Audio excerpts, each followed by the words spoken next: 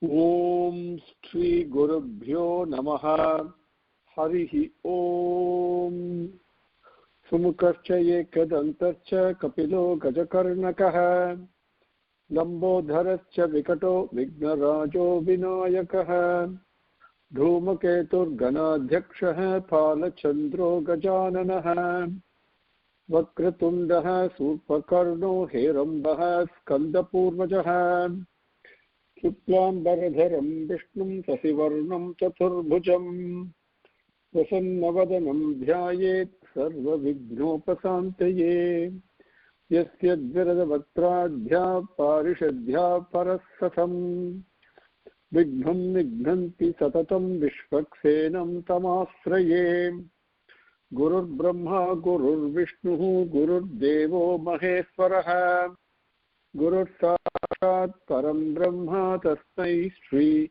Gurave Namaha Satchidananda Rupaya Krishnaya Aklishtakarine Namo Vedanta Vedyaya Gurave Buddhisakshine Krishna Dvaipam Vyasam Sarvabhuta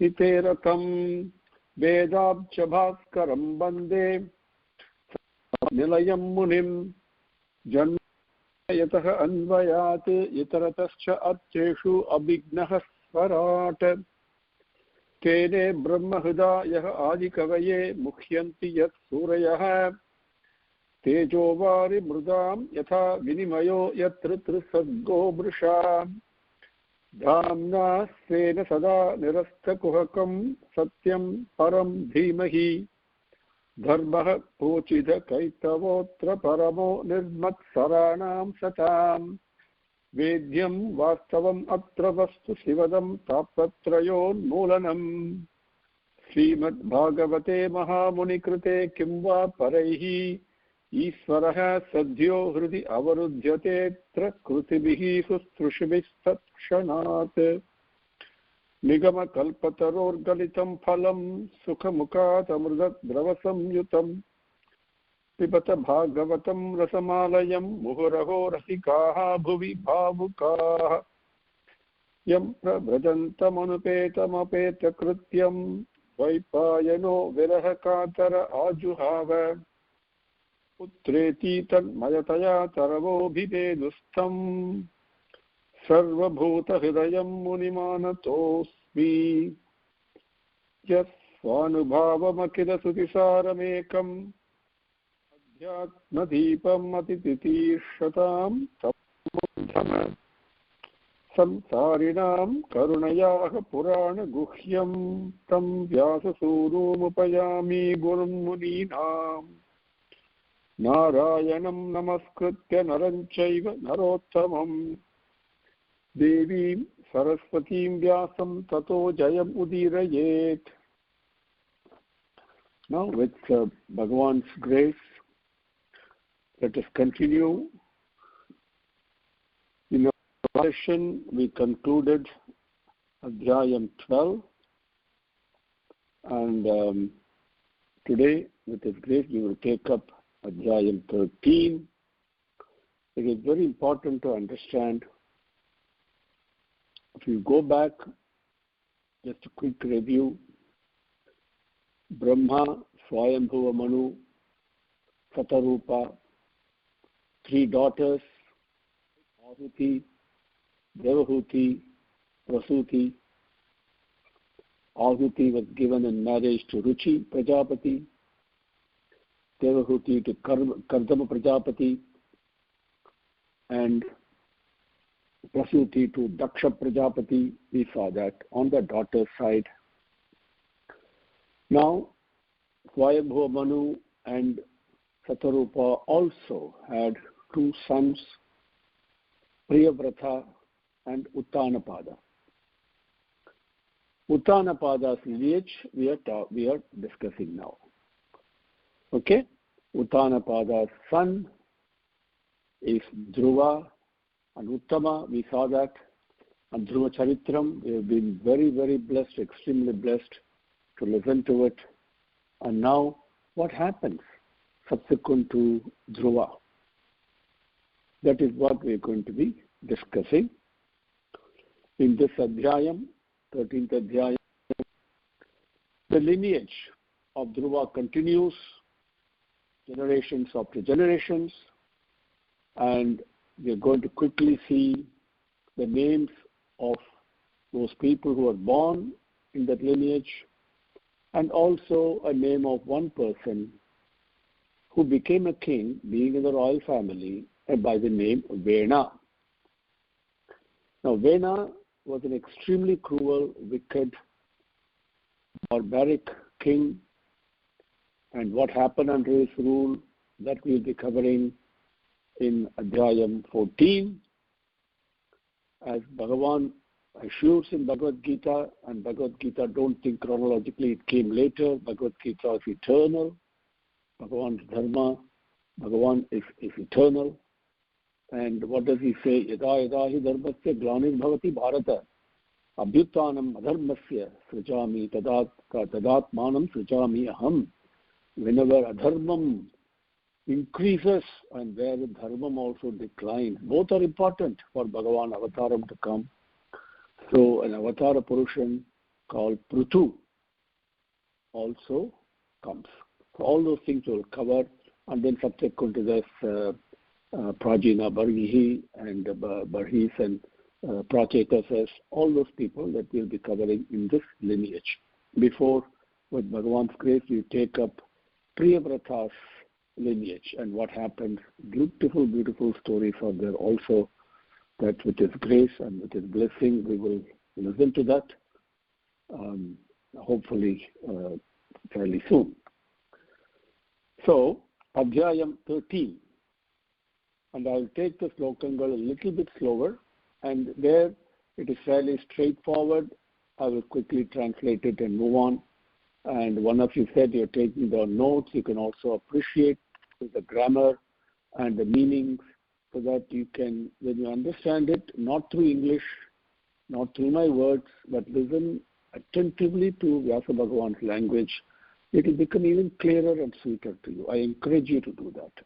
And it is not difficult at all. Once you put your mind, with a little bit of practice, you will see that lots of words, some of them will repeat themselves, and you'll begin to enjoy it. Atha Trayodasodhyayah. Atha, now, after this, Trayodasi, 13. Dasa is 10, Traya is 3, 3 plus 10, 13. Trayodaso Adhyayah. I've been combining it. Adhyayam, 13th Adhyayam. Suta Uvacha. Now, again, remember, recall, the whole Puranam, the Bhagavatam is being described because Saunaka and all other Rishigal performing Saitra Yagam, which goes for thousands of years. In the morning they perform the Yagam right in Naimisaranyam, which is north of Lucknow, 1.5 hours north of today's Lucknow. I encourage you to visit that place. And there, after performing the Saitra Yagam in the morning, once the sun comes to the top, Madhyagniham as it's called, then there's no more Agni worship is done. So they come in the afternoon, and instead of whiling away time, wasting away their time, taking a nap, this, that, and all that, those people are blessed to and disciplined to spend time listening to good things. So the mind is always with Bhagavan. So they come to Suta Pauranikar. Pauranika is one who narrates Puranangal. Suta Pauranikar. And they ask him, we saw right in the beginning, and when Suta Pauranika narrates the Srimad Bhagavatam as narrated by Sukhamuni Parikshit on the banks of river Ganga, where Suta Pauranikar, along with his father Romaharsha, were also present in the assemblage of the Munigal, Rishigal, Deva Rishigal. So many people were present there. And so Sukhamuni was narrating it. Parikshit Maharaja and all the other people were incidental beneficiaries. And that is what Suta Pauranikar is describing. This is what I heard. And I will tell you, whatever I heard, I will tell you. And then he goes like that, okay? And Sukhamuni himself says to Parikshit, this divine nectarine description of Bhagavan's Leelas, stories and glories, I was blessed to hear this being narrated by my father Vyasa. And where was that given? Where was that done? That is north of Badrinath, Gandha Madana mountain. You can see that even today. Right on the banks of river Saraswati, 3 kilometers north of Badrinath is a small village called Mana. And right there you can see Saraswati river even today. And there you will see where the Vyasa's cave, as it is called, where Bhagavan Vyasa sat and wrote all the 18 Puranangal and also Mahabharatam. He was written there. And there, listening to this, as Sukhamuni says, I was wandering around like a madman, mesmerized, immersed in this divine nectar of bliss. And then I heard this divine word being spoken. So I rushed there. And I sat, what we call as a backbench, right in the back of right in the, not in the front. He was sitting in the back, listening to his father narrating this. He said that whatever I heard, that nectarine sweetness is what I am describing to you now, Maharaja, he says to Parikshit. And where did Vyasa Bhagavan learn this from? None other than Narada Muni himself. After writing all the 17 Puranangal and Mahabharatam and the Bhagavad Gita included in that, Vyasa was sad. I'm just reviewing this to you so that we all can continue. He sat on the banks of river Saraswati. He was sad.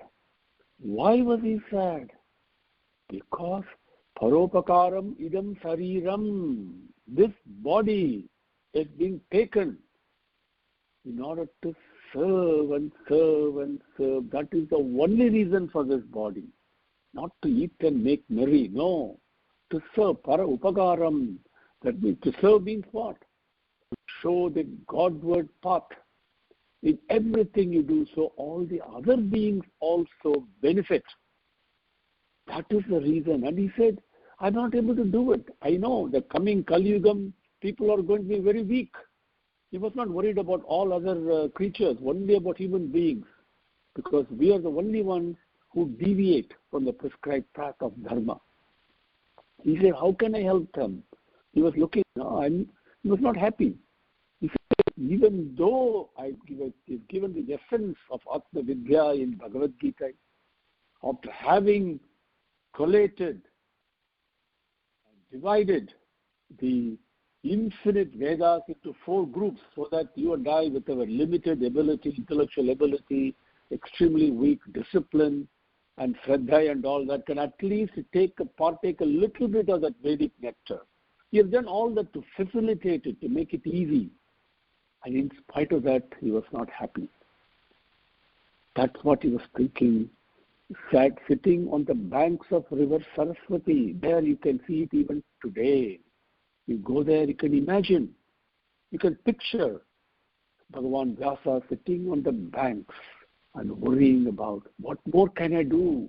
I'm not happy. I'm still not happy. to what more? There's something more I need to do in order to help people. Then Narada Muni comes there. Says, Vyasa, why are you sad?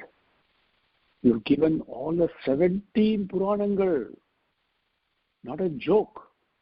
A complete Vedanga, all the things that are available, he has collated that. Mahabharatam, he has written. That's a history book, greatest history book, along with Ramayanam. Please remember that. Don't look at it as stories. They are histories, itihasam. All the others are Purananga, yes. But Mahabharatam, Ramayanam are itihasam, history books. And Bhagavad Gita is there. What more can you want? So Vishnu Sahasranamam is there in Mahabharata. Still, why are you not happy? And then Vyasa Bhagavan says, Swami, in spite of all that, my mind is not peaceful. Because something is not there, missing. I don't know what more I can do and I should do to help the people who are going to be born so weak in bodily strength, in mental strength, in spiritual strength, in everything they're going to be very weak. But how can I show them the way? And then Narada Muni tells him, Vyasa, the reason you are disturbed in mind is because when you wrote the Mahabharatam, you were picturing characters that are also doing evil. And then you're talking about characters that were doing good to overcome the evil. Those things pollute your mind. You miss the most important of them all. Write about the stories and glories of Bhagavan, of Bhakti, only the nectarine sweetness. And then I will teach you that Bhagavata Tattva. Then Narada Muni teaches him that, which he learned from none other than Brahma himself. He says that. And that Bhagavatam, when Vyasa Bhagavan was narrating it, Sukamuni narrated that to Parikshit. And because of that narration, all the other Rishigal were present. They also could partake in that. And one of those rishis, Sutta Pauranika, in Naimisaranyam, because Saunaka and other Rishigal asked him, please tell us what you heard there. Then he started narrating. That is how you and I are able to listen to this today. So he narrates that.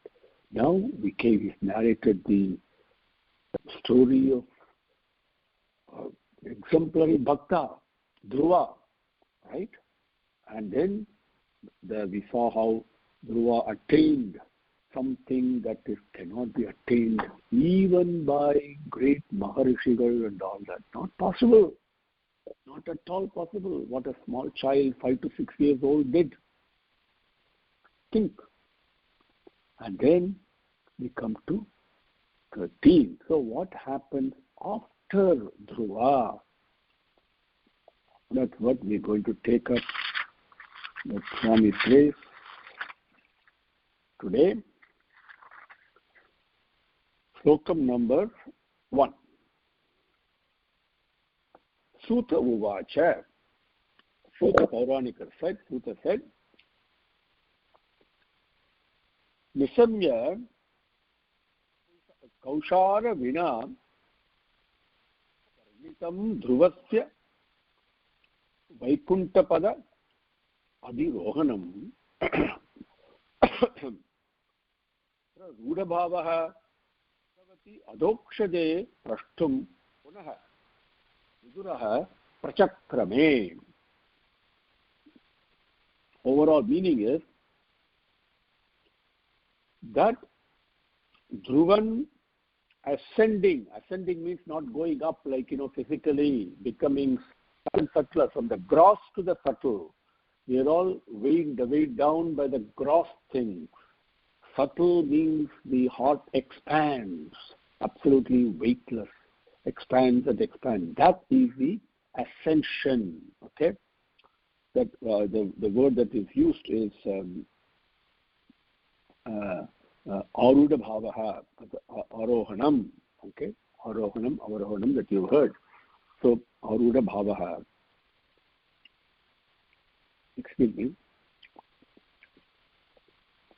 So Adhirohanam, another word. Okay. So that story being described by Maitreya, listening to this, who is absolutely attached to and embracing only that Bhagavan, who is beyond the cognizing ability of the senses, that Vidura then again, he began to ask Maitreya. That is the meaning of the sloka. Nisamya Kaushara Vina Upavarnitam Dhruvasya Vaikunda Padadhi Rohanam Prarudha Bhavaha Bhagavati Adokshaje Prashthum Punaha Tam Viduraha Prachakrame. Viduraha, right? Always remember. Rama eats payasam as a baby Rama. Like Kausalya gives. Remember that simple sentence. Rama eats payasam. Rama is the subject, eating is the action, payasam is the object. Always remember that. Then all the others are all adverbs and adjectives will combine. So, Vidura tam prashtham prachakrame. Viduraha is the subject, tam. That tam means come avarai, to him. That is the object. Prashtham prachakra. Prashtham means questions, okay, asking. Prachakrame, beginning to ask him. He began to ask him. To translate it. So Vidura began to ask him. Punaha, again. Viduraha, come. Punaha, prachakrame. Now, who's the Vidura? Adokshade Bhagavati Rudha Bhavaha Viduraha. Adokshade, cognizable. Adokshade Bhagavati, cognizable beyond the senses. Bhagavan, Bhagavati, Bhagavati, Bhagavanidam. In that Bhagavan, Prarudha Bhavaha, Prarudha Bhavaha. Arudha means something that is flowing and growing so much, bigger and bigger, more and more. Prarudha Bhavaha, with love, with bhakti, with prema flowing uncontrollably to that Bhagavan who is incognizable, who has got this bhakti. Prarudha Bhavaha Viduraha. That Vidura, in this bhavam, love for Bhagavan, tam punaha prashtum prachakrame. To him, again, began to ask. To whom? Kaurasha Vina, by Maitreya. Upavarnitam, being described. That was described by him. Upavarnitam, Varnanai, description. Upavarnitam, description, described by Maitreya. What did he describe? Dhruvasya Kunta Pada Adhirohanam. Dhruvasya, Dhruvanudaya, Dhruvas. Vaikunta Padam, the Padam, Paramapadam itself, Bhagavan's lotus field, Adhirohanam, attaining to that story, Nisamya, having listened to it, having heard it. Yeah. So, having heard the story of Dhruva reaching Bhagavan's lotus feet, described by Maitreya. You have been heard, like you would have heard that now.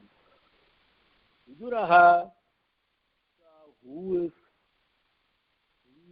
totally involved only in Bhagavan, who is incognizable, loves him so much, he began to ask Maitreya, tam, to that Maitreya, punaha, again, prashtum prachakrame, began to ask. Nisamya kaushara vina upavarnitam dhruvasya vaikuntapada adhirohanam prarudha bhavaha bhagavati adokshate prashtum punaha tam viduraha prachakrame. Vidura uvacha te prachetaso nama apatyani suvrata anvavaye prakhyata satram asata. He's asking. Vidura uvacha punaha prashtum prachakrame. He began to ask again. What did he ask? Vidura uvacha kete prachetasaha nama apatyani suvrata anvavaye prakhyataha putra va satram asata. Remember, now it's very important. Now when you read this, it will sound very new to you, but let me remind you and refresh your memory after this slokam. Kete prachetasaha nama suvrata, one who is following beneficial discipline, pratham, subratam, the supreme discipline prescribed. Okay? Prachetasaha nama ke. Prachetasaha nama ke. Prachetasaha. Those people who were called, very important, who were called prachetasaha, prachetas. Okay, who are they? Apatyani, kasya, whose apatyani children are they? Kasya anvavaye, kasya, whose anvavaye lineage they were the prakyataha, in whose lineage they attained fame, born and attained fame, prakyataha. Kutra va, satram asata, kutram, where? Kutra means, kasya means, everudaya. And ke, yar. Kutra, yengu. Kasya, whose. For who. Who, kasya is whose, and kutra, where. So kutra va, satram asata, that satram, the satra yagam, kutra va, where was it? Where did they conduct that? Question. So who are these prachetas? Whose children are they? In which lineage did they get reputation and fame? Where did they do the Satrayagam? Sudden, the question comes in the beginning of 13th Adhyayam, and now we have to scratch our head a little bit, okay? Because we have not taken class for a while, for a few weeks, plus I want to take you back to the previous Adhyayam, Adhyayam 12, and Slokam toward the end, 41, 40, 41, 42, and 43. If you have your book, please look into it. Now there, after Dhruva reaches the Vaikuntham, incredible happening, blessings for Bhagavan, these are all nothing. One who creates can change the sky into earth and earth into sky. These are all not miracles or anything. This is, it's a visiting card of his blessing, so to speak. That's all. But when you look at how much he blessed, what happened, the most exalted position that Dhruva has been given even today. It is not just a whole star that is shining. No, that is just a physical body. What actually Dhruva was given, which is permanent. It is the central point, to put it in a minute basis, the central point on which the electrons all revolve around. It is not the nucleus. Nucleus is physical, but there is something within that nucleus that is holding all the positive charges together. Positive charges are supposed to repel each other. But within the nucleus, all the positive charges are being held. By what? Central point. In a big universe, in a macro scale, the planets and galaxies and everything is all revolving only. But what do they revolve around? That central point, which is the prema tattvam, the prema, nothing but that, the principle of prema. Prema is what everything revolves around. That's the one that attracts. And that is Vaikuntha Padam, that is Paramapadam, that is lotus feet of Bhagavan. This is where Bhagavan, Srimad Narayana, placed Dhruva right with him where he is. In the creation, that is. Bhagavan is beyond creation. In the creation, everything revolves around prema. And the central point, the focus around which everything revolves, that prema, that place is Dhruva Nakshatram. Okay? That is Dhruva's abode. That's what he got. So, having got that, what does Narada say? Slokam 40. I'll just give you the meaning only now. You can read the Slokam. He says, being wonderstruck, amazed, so happy, and looking and seeing the Mahima is the word that is used. Mahimanam is the word that is used. Okay. Etavanasya Mahima is what Purushas says. Mahima is a beautiful word. It is more than great. Okay. So, that looking at Dhruva's Mahimai, Narada Maharishi comes to Satrayagam conducted by Prachetas, the plural. So they are conducting Satrayagam. So Narada comes there and he sings the praise of Dhruva. That's what he is referring to. Who are these Prachetas? The question is, when he read that, he might have had the question, who are these Prachetas? Now he's asking, Vidura is asking, who are these Prachetas? Whose children are they?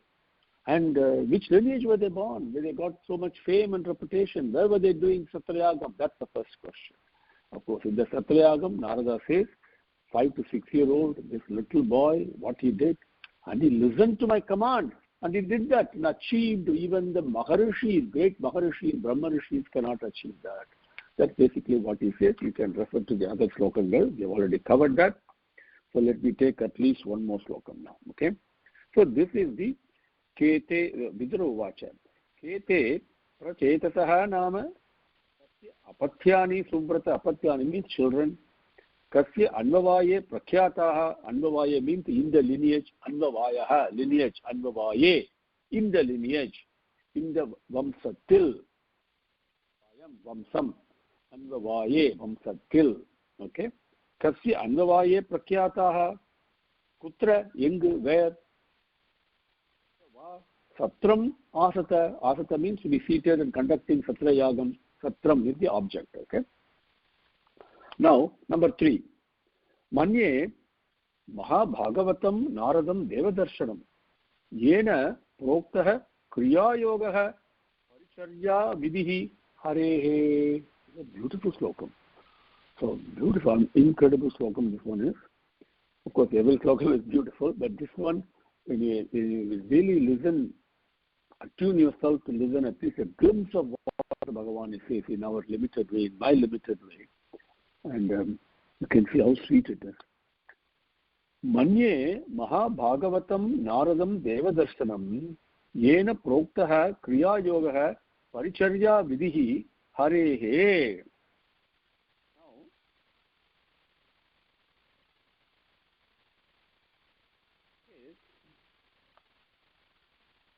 Maha Bhagavatam Manye.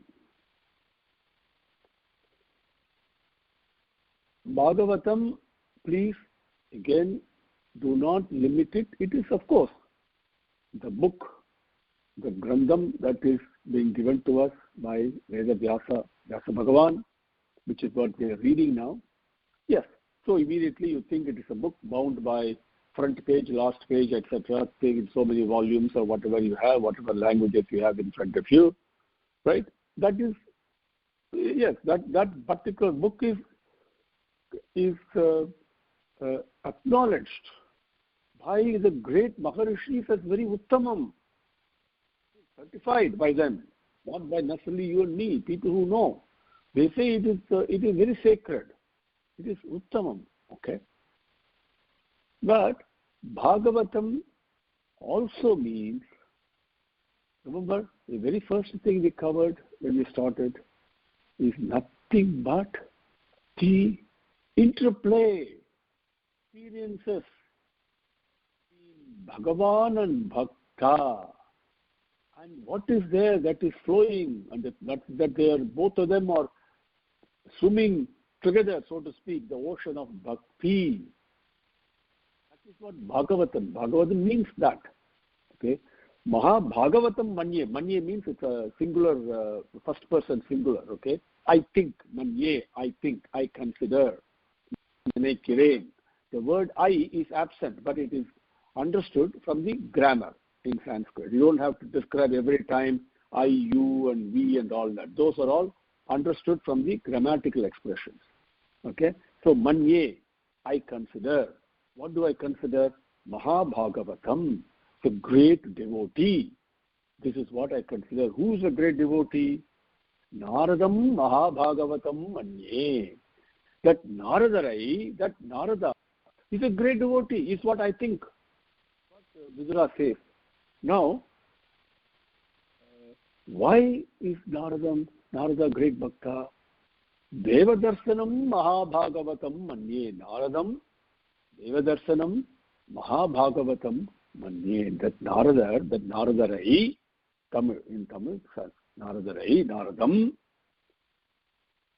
Devadarsanam Mahabhagavat, Devadarsanam, one who experiences Bhagavan Sakshat in person, not in mind, not in one's mind, not in one's buddhi, but in the Hridayam, Devadarsanam. That Narada is the one who experiences Bhagavan like this. Therefore, Mahabhagavatam is a great devotee. That is why I consider him to be great devotee. Mahabhagavatam Manye. Now, who is this Narada? Again describes. Yena, by whom? Harehe Sarya Vidhihi Yogaha Proktaha. Yena Proktaha. By whom it was given. By whom it was told. What was told? Harehe Paricharya Vidhihi. Harehe Bhagavanudaya. Haris. Charya Vidhihi. Methodology of worshipping. We all have Puja Vidhi, we have Ashtanga Yoga, we have Bhagavad Gita. There's so many things available to us today. But if this had not been prescribed to us, how would you know? You would be like a blind man going around with eyes completely shut down with a piece of cloth and in a thick forest with no light. You know which way to go, right? So that vidhi, that pathway, what we call as oh God, the name escapes me right now. The Agama Vidhi and all that, okay? And those have been described by Narada. So, Yena, by whom, Harehe Paricharya Vidhi, also Kriya Yogaha, how to do your action. You're just not doing it, with all the things we learn. No. The attitude with which I must do every action. That is what we see in Slokam 38 of Sankhya Yogam in Bhagavad Gita, right? Sakutu Ke Same Kritva, you can refer to that. And that attitude, Manmana Bhava, Bhad Bhakto, all these are the attitude with which I must carry out, I must think, I must speak, I must do. Simple. That Yogam given to us, who explained all this to us in the beginning, through the Bhakti Yogam. Through Bhakti only it all comes to, through love for Bhagavan. When I offer something to Bhagavan, it's out of love. So everything was Yena Proktaha, by whom these were described earlier, that Naradam, that Naradarai, Devadasanam Mahabhagavatam, one who is experiencing Bhagavan personally in his heart, in his heart. Because of that, great devotee, Manye, I consider him because of this. Manye Mahabhagavatam Naradam Devadasanam Yena Proktaha Kriya Yogaha Paricharya Vidihi Harehe. Why does he talk about Narada? Because the previous adhyayam, Narada goes to the Satrayagam being performed by Satyas. And then Narada describes the greatness of Dhruva in that Yagam. Therefore, Vidura now asks, who are these Prachetas? Whose children are they? Which lineage were they born that brought them so much fame? And where were they doing Satrayagam? That's first question. Second thing is, the man who went there describing the greatness of Dhruva is none other than Narada. And he says this Narada, I consider him a great devotee because he has given us this Puja Vidhi and the Kriya Yoga, Bhakti Yogam, Bhakti Margam. All those things have been given to us by him because he is experiencing Bhagavan first hand in his Hridayam. He is a great devotee. This is what I think. That is the Slokams 2 and 3. Now, I've taken it a little bit more in detail because of the request from one sister, and I hope that you're all happy. So we'll take up Slokam 4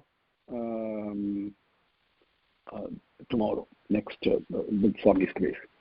Om Shri Guru Bhyo Namaha Harihi Om Samastalokaha Sukhino Bhavantu Samastalokaha Sukhino Bhavantu Samastalokaha Sukhino Bhavantu. Om Shanti Shanti Shanti Harihi Om.